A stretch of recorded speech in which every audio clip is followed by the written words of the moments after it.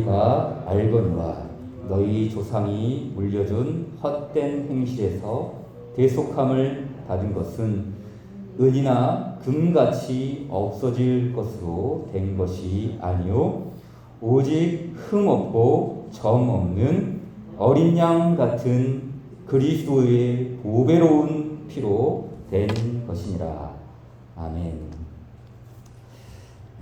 교회 역사 속에서는 보물로 여겨지는 것들이 있었습니다.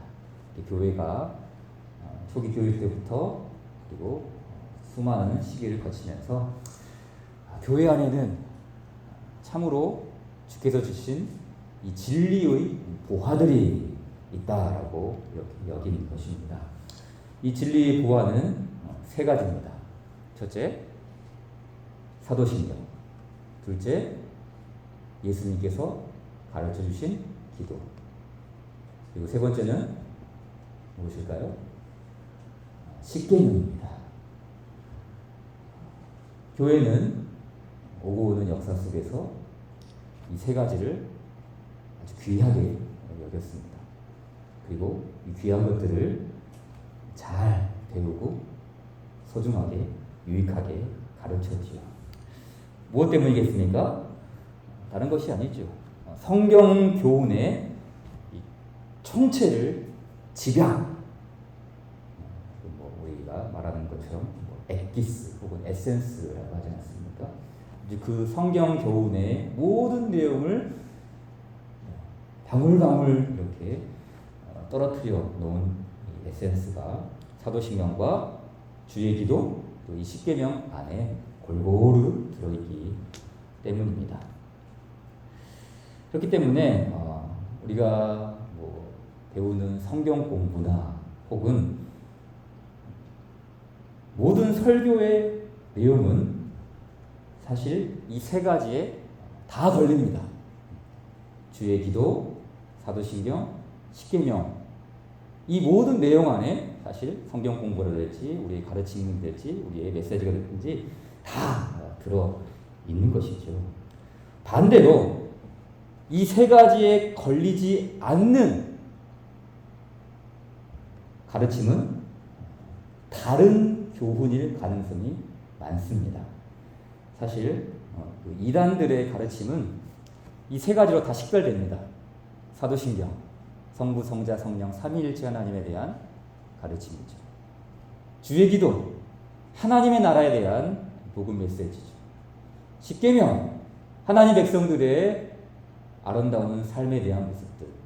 이 세 가지만 잘 알면 사실 다른 복음, 우리가 배우는 올곧은 교훈과 반대되는 측면들을 다 이렇게 식별 가능합니다. 오늘부터는 이 세 가지 보화 중에 하나인 십계명에 대해서 살펴보도록 하겠습니다.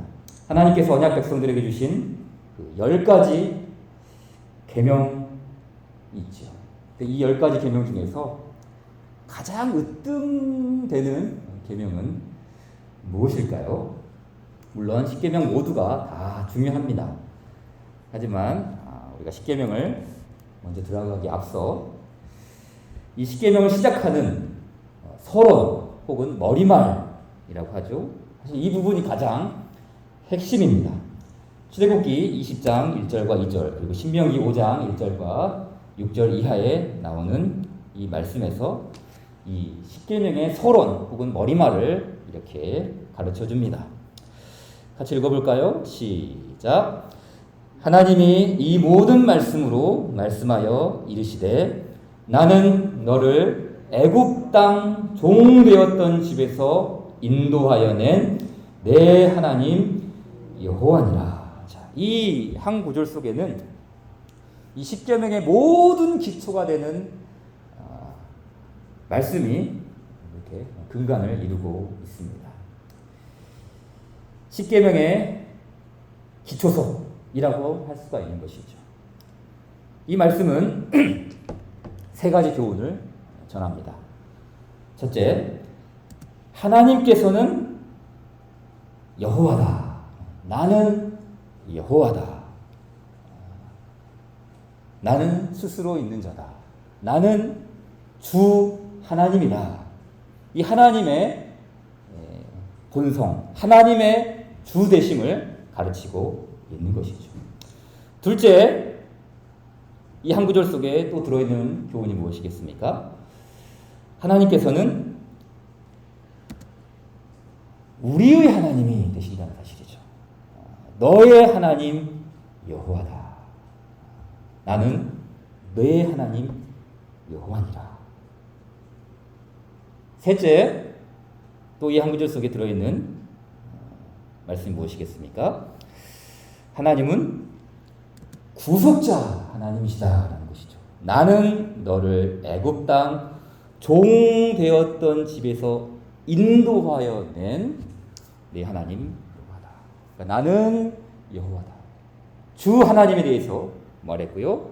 그 주 하나님은 언약 백성들의 하나님, 곧 우리의 하나님이라는 사실을 가르치고 있고요. 그리고 그 주님이시요 언약 백성들의 하나님이신 여호와는 구속주 하나님이시다라는 사실을 가르쳐 줍니다. 이 십계명의 머리말이 우리에게 가르쳐 주고 있는 교훈이죠. 자, 그러면 이제 교리문답을 통해서 이 십계명의 머리말이 무엇을 또 가르쳐 주고 있는지를 살펴봅시다. 십계명의 머리말은 무엇입니까? 같이 읽어볼까요? 시작. 십계명의 머리말은 나는 너를 애굽 땅 종 되었던 집에서 인도하여 낸 내 하나님 여호와니라입니다. 이 말씀에서 하나님께서는 자신을 영원하시고 불변하시며 전능하신 여호와 하나님으로 자신의 주권을 나타내십니다. 하나님께서는 스스로 계신 분이시고 자신의 모든 말씀과 일하심을 통해 자신의 존재를 나타내십니다. 또한 하나님께서는 옛 이스라엘과 언약을 맺으신 것과 같이 자신의 모든 백성과 언약을 맺으시는 분으로 애굽에서 종살이하던 옛 이스라엘을 구하여 내신 것과 같이 우리를 영적인 속박에서 건져 내십니다. 그러므로 우리는 이분만을 우리의 하나님으로 삼고 하나님께서 주신 모든 계명을 다 지켜야 합니다. 이 긴 가르침 속에서도 세 가지로, 아까 말했던 세 가지가 다 나오죠. 이 말씀에서 하나님께서는 자신을 영원하시고 불변하시며 전능하신 여호와 하나님으로 자신의 주권을 나타내십니다. 하나님께서는 스스로 계신 분이시고 자신의 모든 말씀과 일하심을 통해 자신의 존재를 나타내십니다. 나는 여호와다. 그 말이죠. 출애굽기 20장 머리말에 나오는 나는 여호와다. 그 두 번째는 뭡니까? 또한 하나님께서는 옛 이스라엘과 언약을 맺으신 것과 같이 자신의 모든 백성과 언약을 맺으시는 분이시다. 그 하나님이 언약 백성의 하나님이 되신다. 우리의 하나님이 되신다는 것이죠. 그래서 세 번째로 애굽에서 종살이하던 옛 이스라엘을 구하여 내신 것과 같이 우리를 영적인 속박에서 건져내십니다. 구속주 하나님을 가르쳐 줍니다. 그렇기 때문에 이 십계명의 그 머리말은 단순한 도입 혹은 진술이 아닙니다. 이 말씀은 하나님 백성의 삶을 추진하게 하는 말씀이라는 것이죠. 우리가 잘 알고 있듯이 어떤 그 행동의 이면에는 동기가 있습니다. 어린이들로 하여금 바른 모습을 낳게 하려면 자극을 주죠. 동기를 줍니다. 예를 들면 네가 이렇게 하면 용돈을 더 주겠다. 네가 이렇게 하면은 보상을 해주겠다. 뭐 이런 동기를 주지 않습니까? 또는 너는 이제 3학년이니 형님답게 행동하면 좋겠다. 이런 또 자극과 동기를 주죠. 또 어떤 경우에는 네가 전에는 50점짜리 행동을 했지만 이제 보니 90점이야. 조금만 더 잘하면 120점이 될 거야. 뭐 이런 식으로 자극과 동기를 주게 마련입니다.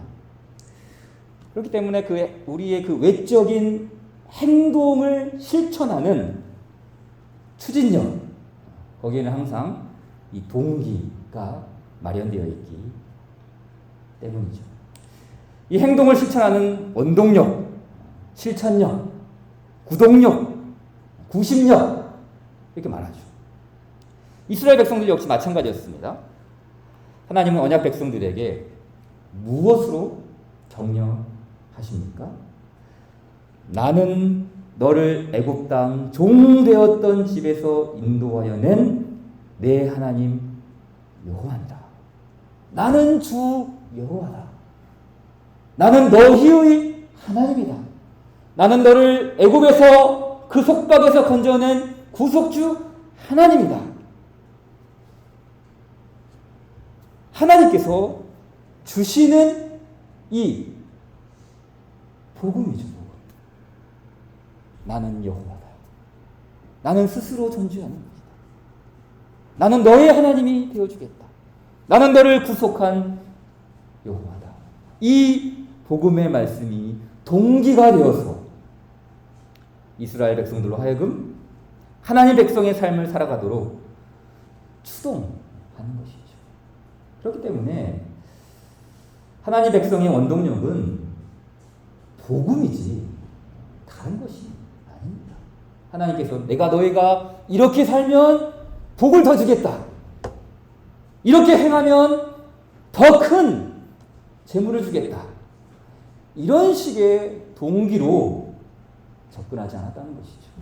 하나님께서 언약 백성들에게 주시는 이 말씀의 격려 속에는 항상 이 하나님의 구속주 되심, 하나님의 하나님 되심, 하나님께서 그들의 하나님이 되신다는 이 복음 말씀으로 그들을 격려하시고 그들의 내면을 주의 말씀으로 충만하게 하신 것입니다.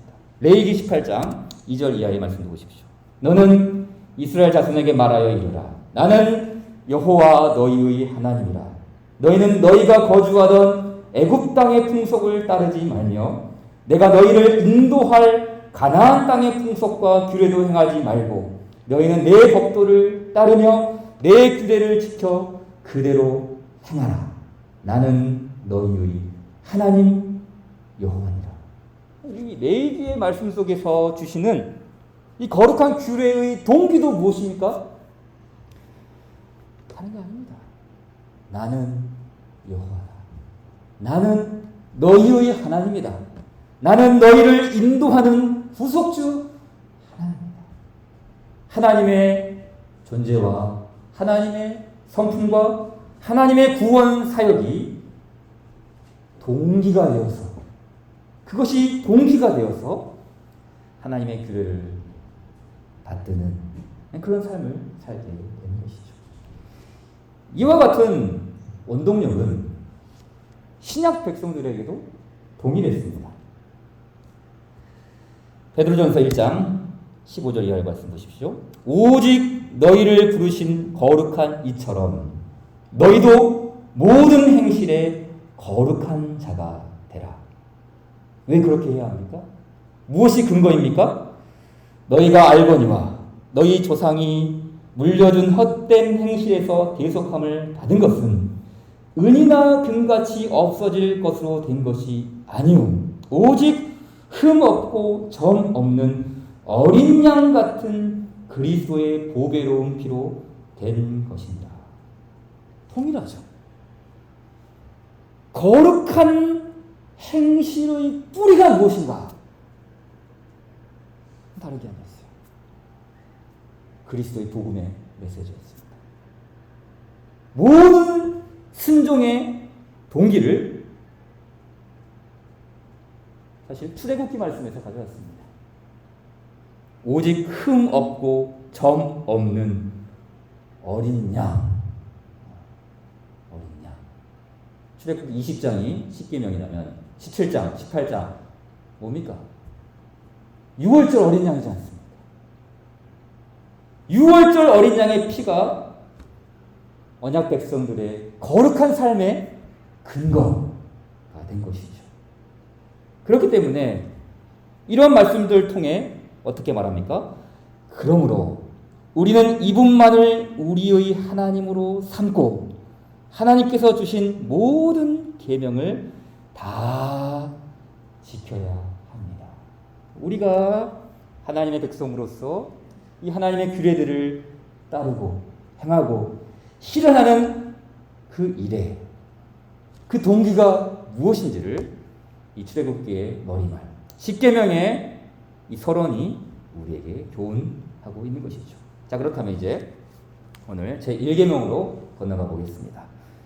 제1계명 다 아는 말씀이죠. 너는 나 외에는 다른 신들을 내게 두지 말라.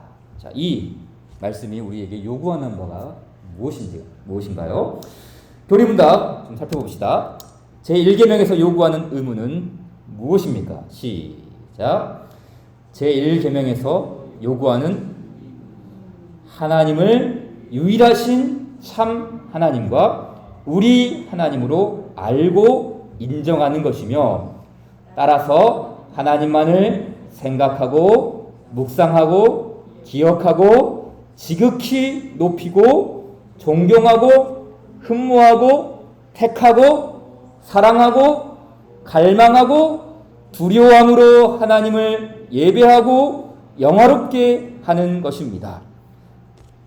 또한 하나님을 믿고 신뢰하고 바라고 기뻐하고 하나님 안에서 즐거워하고 하나님을 위한 열심을 품고 모든 찬송과 감사로 하나님께 아뢰고 전 인격을 다하여 전적으로 순종하고 복종하며 하나님께서 기뻐하시는 것을 하기 위하여 모든 일에 주의하여 행하고 무슨 일에서든 하나님을 노엽게 했을 때는 크게 슬퍼하고 겸손히 하나님과 동행하는 것입니다. 너는 나 외에는 다른 신들을 내게 두지 말라. 한 문장이죠. 근데 이 한 문장이 압축하는 의미를 보십시오. 아주 풍성하게 우리에게 가르쳐줍니다. 단지 우상을 안 섬기면 그만 아닙니까? 다른 종교 내가 따르지 않으면 합당한 거 아닙니까? 이 정도의 의미가 아니라는 것이죠. 너는 나 외에는 다른 신들을 내게 두지 말라. 자, 이 많은 내용들 중에서 핵심은 첫 문장에 있습니다. 제1계명에서 요구하시는 의무는 하나님을 유일하신 참 하나님과 우리 하나님으로 알고 인정하는 것입니다. 이 두 가지 중요합니다. 하나님을 알아야 합니다. 하나님을 인정해야 합니다. 이 부분이죠. 하나님을 유일하신 참 하나님과 우리 하나님으로 인정하는 것. 아까 보았던 역대상 28장 9절 말씀 다시 보십시오. 내 아들 솔로몬아, 너는 내 아버지 하나님을 알고 온전한 마음과 기쁜 뜻으로 섬길지어다. 여호와께서는 모든 마음을 감찰하사 모든 의도를 아시나니 네가 만일 그를 찾으면 만날 것이요 만일 네가 그를 버리면 그가 너를 영원히 버리시리라. 이 말씀에서도 두 개의 동사가 핵심 보입니다. 하나님을 알고 하나님을 섬길지어다. 그러니까 아버지의 하나님 다윗이죠. 그럼 단순히 다윗 한 사람만이 아니라 그 다윗에 계속 거슬러 올라가는 그 조상의 하나님이죠. 그 아버지의 하나님을 안다는 것은 단순히 하나님이 계시구나, 하나님이 존재하는 분이구나, 뭐 이 정도의 의미를 말하는 것이 아니겠죠. 오히려 하나님을 안다라는 그분이 유일하신 하나님이요, 그분이 참 하나님이시며 아브라함과 다윗과 언약을 맺으셔서 그래서 우리의 하나님이 되시는 구속주 하나님을 일컫는 바로 그 하나님을 알아야 한다. 관계를 말하는 것이죠. 관계성. 나와 동떨어져서 하나님이 저 멀리 어디 우주 어딘가에 존재한다 라는 의미에서 하나님을 아는 것이 아니라 그 하나님이 언약을 맺으시고 나와 관계를 맺으시고 나의 구속주가 되어주셔서 나를 돌보시는 하나님으로 아는 것. 그러기에 너는 나 외에는 다른 신들을 네게 두지 말라 라는 이 제1계명은 다른 종교를 믿거나 혹은 우상 숭배를 하지 말라, 뭐 그 정도의 말씀으로 우리가 받아들일 수는 없습니다. 오히려 이 출애굽기 20장 3절 제1계명의 주석이라고 할까요? 이 출애굽기 20장 3절의 정확한 해석이 바로 이거예요. 역대상 28장 9절. 너는 나 외에는 다른 신들을 내게 두지 말라.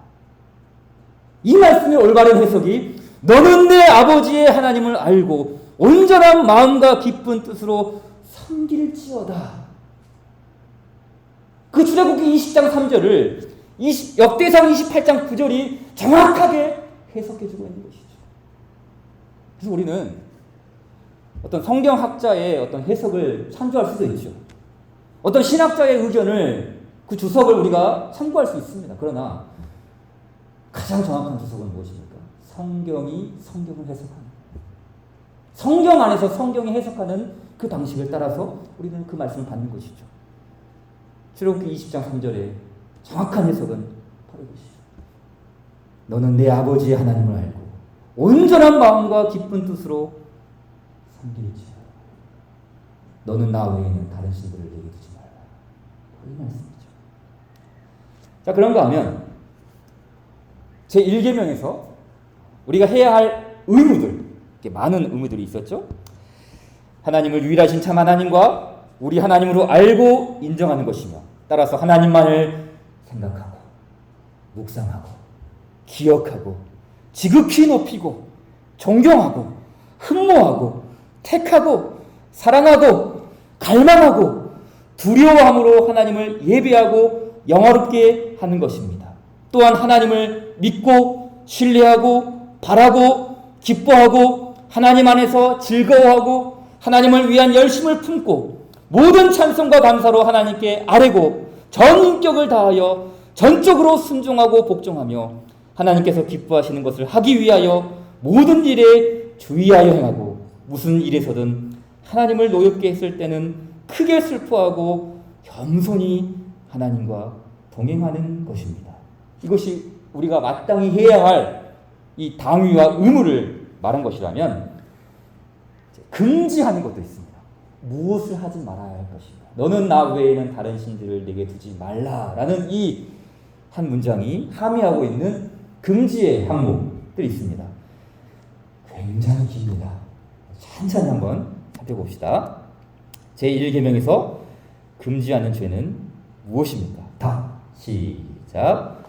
제1계명에서 금지하시는 죄는 하나님을 부인하거나 섬기지 않는 무신론, 참되신 하나님 대신에 또는 참되신 하나님과 다른 신들을 함께 예배하는 우상 숭배, 하나님을 하나님으로 또 우리 하나님으로 섬기지 않고 시인하지 않는 것, 이 계명에서 요구하는 바 하나님께 마땅히 드려야 할 어떤 의무에 대해서든 빠뜨리거나 게을리하는 것, 하나님에 대한 무지, 하나님을 잊음, 하나님에 대한 오해, 거짓된 견해, 하나님에 대한 무가치하고 악한 생각, 감히 하나님의 비밀을 주제넘게 알고자 하여 파고드는 것, 모든 신성 모독,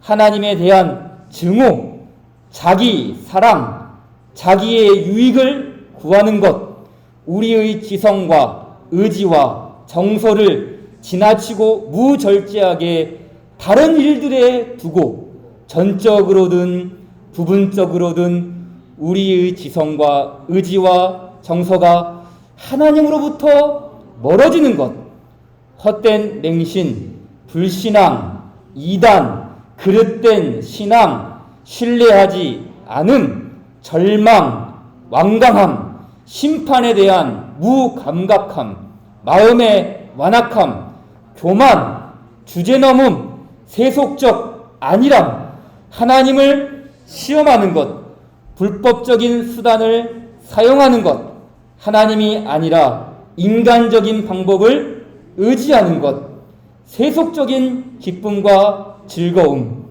부패하고 맹목적이고 경솔한 열심, 미지근함, 하나님의 일들에 대한 무감각, 하나님을 버리고 배역하는 것, 성인들이나 천사들이나 다른 아무 피조물이라도 그들에게 기도하고 예배하는 모든 행위, 마귀와 의논하고 맹약하고 그의 제안에 귀 기울이는 것, 땅에 있는 사람을 우리의 믿음과 양심의 주로 삼는 것, 하나님과 그분의 계명을 깔보고 업신 여기는 것, 성령님을 거스르고 근심하시게 하는 것, 하나님의 섭리에 불만을 품고 조급해하며 하나님께서 우리에게 허락하신 재난으로 하나님을 어리석게 비난하는 것, 지금 우리 안에 있거나 우리에게 있거나 우리가 행할 어떤 선한 것들에 대해 하나님께 드릴 찬송을 단지 운으로 여기거나 우상이나 우리 자신이나 다른 피조물에게 돌리는 것입니다. 정말 기가 막힌 해석입니다. 제1계명을 가지고 성경 전체를 꿰뚫었습니다. 내 하나님 여호와를 사랑하는 것. 너는 나 외에는 다른 신들을 네게 두지 말라. 이 의미를 성경 전체를 꿰뚫어서 이것이 의미하는 바가 무엇인지, 우리가 어떤 마음으로 하나님을 섬겨야 하는지를 정말 세심하게, 정말 세밀하게, 아주 촘촘하게, 빈틈없이 우리 가르쳐 주는 것이죠. 이 말을 달리 말하면 어떤 의미겠습니까? 이 하나님의 계명의 말씀이 엄중하다는 것이죠. 우리는 그것을 아주 가볍게 여기지 않습니까? 너는 나 외에는 다른 신들을 내게 두지 말라. 우상 숭배 안 하면 되잖아요. 다른 신에게 절 안 하면 되잖아요. 이런 정도의 가벼움이 아니라 이 첫 번째 계명의 그 엄중함, 그 무게있음, 이것이 무엇인지를 성경은 전체를 통틀어서 이 선배들은 그렇게 가르쳤고 그렇게 배웠고 그것을 실천하기 위해서 분투했던 거 아니겠습니까? 자, 그래서 우리가 이 내용들을 다 성경 구절을 찾아보면서 해야 하지만 너무 많잖아요. 이거 하나만 해도 52주 설교를 할 수 있습니다. 이 시간에 한 몇 가지만 찾아봅시다. 자, 먼저 제일 첫 번째가 뭐였냐면 하나님을 부인하거나 섬기지 않는 무신론. 어떤 성경 구절을 생각할 수 있을까요? 자, 우리 다 아는 말씀이죠. 시편 14편 1절. 어리석은 자는 그의 마음에 이르기를 하나님이 없다 하는도다. 그들은 부패하고 그 행실이 가증하니 선을 행하는 자가 없도다. 그러니까 성경에서 말하는 그 무신론이라는 개념은 단순히 하나님이 존재하지 않는다라는 어떤 그 상태, 어떤 자신이 믿고 있는 바, 그런 개념을 말하는 것이 아니죠. 어리석은 사람. 그러니까 시편에서 이 어리석은 사람이라는 것은 항상 시편 1편에 나오는 복 있는 사람과 반대되는 개념이죠. 어리석은 자, 오만한 자. 하나님이 없다. 그래서 하나님이 없다라고 말하는 이 사람은 그냥 무신론에 대해서 믿는 것이 아니라 어떤 사람이에요? 부패하고 그 행실이 가증하여서 선을 행하지 않습니다. 그러니까 생각의 개념이 아니라 모든 행실이 있었어도 하나님 없는 삶을 살아가는 것이죠. 또 에베소서 2장 12절. 그때에 너희는 그리스도 밖에 있었고 이스라엘 나라 밖에 사람이라. 약속의 언약들에 대하여는 외인이요 세상에서 소망이 없고 하나님도 없는 자였다. 무신론. 우리가 바로 그러한 이방인, 그리스도 밖에 있는 사람들이었다는 것이죠. 그러나 그리스도 안에서 하나님이 없는 자들이 참 하나님을 알고 그 하나님을 유일하신 하나님으로 알고 그 하나님을 나의 하나님으로 고백하게 되는 그 무신론에서 참 하나님을 아는 사람으로 전환되었다는 것을 가르치는 말씀 아니겠습니까? 그렇기 때문에 너는 나 외에는 다른 신들을 내게 두지 말라. 이 말씀이 의미하는 바가 무엇이었습니까? 하나님 없는 인생이 되지 말라. 하나님 없는 삶이 되지 말라. 오히려 하나님을 인정하라. 하나님을 인정하는 삶. 하나님을 인정하는 삶. 시편에서 계속 말씀하고 있지 않습니까? 내 하나님을 인정하라. 그를 신뢰하라. 그를 인정하라. 그를 너의 도움으로 삼아라. 하나님 없는 삶이 아니라 하나님 있는 삶으로서 제1계명, 그 1계명의 내용이 성경 전체에 이렇게 우리 가운데 드러나고 있는 것이죠. 또 하나 더 살펴봅시다. 그 금지의 항복 속에 또 어떤 내용이 있었냐면 우리의 지성과 의지와 정서를 지나치고 무절제하게 다른 일들에 두고 전적으로든 부분적으로든 우리의 지성과 의지와 정서가 하나님으로부터 멀어지는 것, 요것까지도 제1계명에 걸린다는 거죠. 어떤 말씀이 이 내용을 뒷받침할까요? 요한일서 2장 15절 16절이죠. 이 세상이나 세상에 있는 것들을 사랑하지 말라. 누구든지 세상을 사랑하면 아버지의 사랑이 그 안에 있지 아니하니 이는 세상에 있는 모든 것이 육신의 정욕과 안목의 정욕과 이생의 자랑이니 다 아버지께로부터 온 것이 아니요 세상으로부터 온 것이라. 여기서 말하는 그 육신의 정욕, 안목의 정욕, 이생의 자랑, 이 모두는 무엇과 상반됩니까? 하나님 사랑이죠. 하나님 사랑. 하나님 사랑. 마음과 힘과 뜻을 다하여 하나님을 사랑하는 것과 반대되기에 우리의 지성과 의지와 정서가 하나님으로부터 멀어져서는 안 된다는 것이죠. 우리의 지정의가 어떤 것에 딱 함몰되어서 여기에 막 빠져들어가는 그것까지도 너는 나 외에는 다른 신을 내게 두지 말라. 이 1계명에 걸린다는 것이죠. 우리가 하나님을 어떻게 바르게 섬길 수 있을 것인가? 우리가 어떻게 어떤 모습으로 하나님을 온 마음 다해 섬기는 것인가? 그것을 가르치는 말씀이 아니겠습니까? 자, 이제 마지막으로 제1계명이 아주 특별하게 가르치는 것이 있습니다. 그게 뭐냐면 너는 나 외에는 다른 신들을 내게 두지 말라.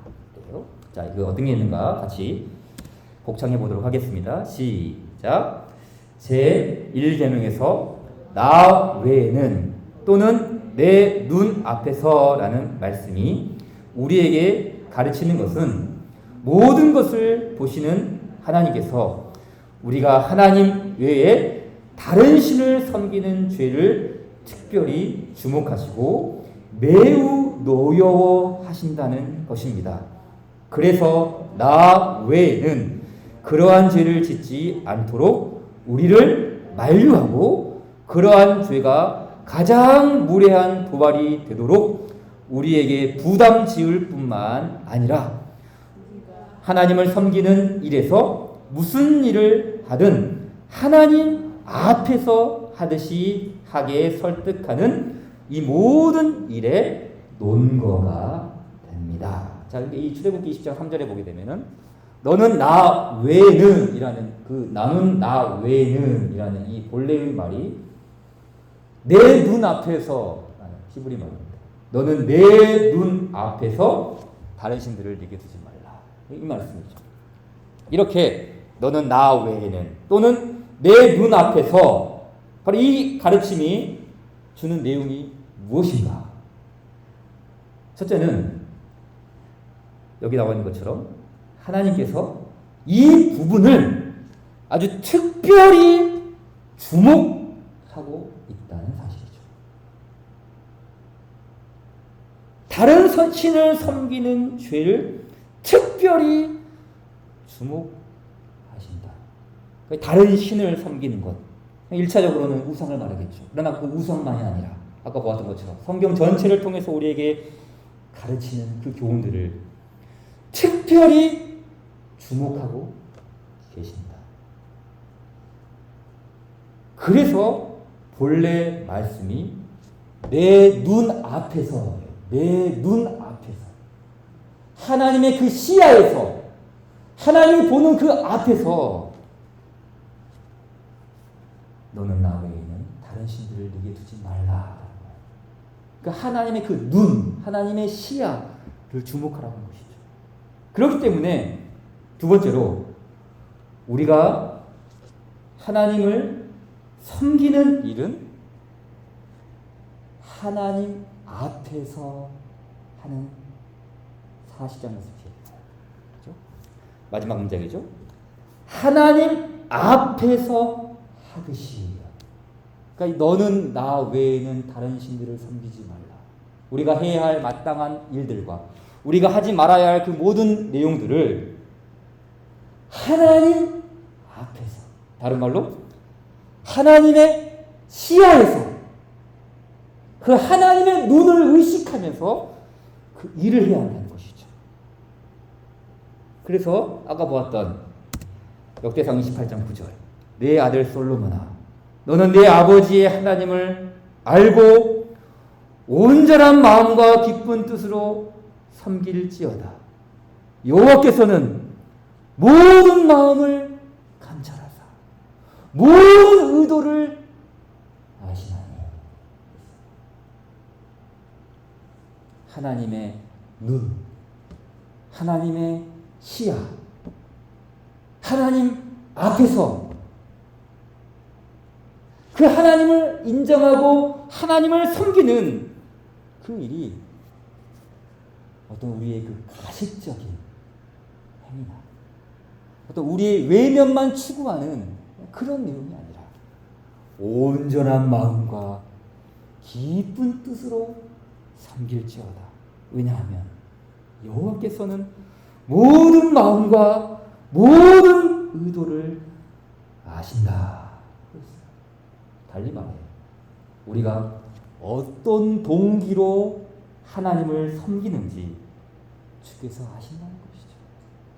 우리가 어떤 동기로 하나님 앞에 나오느냐, 무엇이 동기가 되어서 주 앞에 나오느냐, 무엇이 근거가 되어서 우리가 하나님을 섬기느냐, 주님이 모를까요? 모든 마음을 감찰하사 모든 의도를 아신다. 너는 내 눈앞에서, 너는 내 눈앞에서 그것을 행하라는 것이죠. 그렇기 때문에 너는 나 외에는 다른 신들을 내게 두지 말라. 이것을 역으로 바꿔 다시 말하면 무엇입니까? 너는 내 하나님을 알고 온전한 마음과 기쁜 뜻으로 섬길지어다. 출애굽기 20장 3절 말씀과 역대상 28장 9절 엮으십시오. 이거 같이 가야 합니다. 너는 나 외에는 다른 신들을 내게 두지 말라. 너는 하나님을 알고 온전한 마음과 기쁜 뜻으로 섬길지어다. 이것이 바로 첫 계명을 대하는 우리의 온전하고도 올바른 자세인 것입니다. 하나님을 유일하신 참 하나님으로 알고 우리 하나님으로 인정하여 이 순종의 계명, 이 사랑의 계명을 아름답게 이뤄가는 우리 되기를 바랍니다. 찬송 334장입니다.